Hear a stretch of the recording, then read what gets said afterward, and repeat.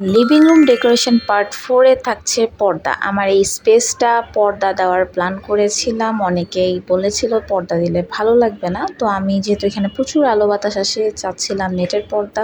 যেহেতু এই মাসে অনেক কিছু কিনেছি, বাজেট একদম নেই, খুবই রিজনেবল প্রাইসে, মাত্র 400 টাকা করে পার পর্দা আমি কিনেছি।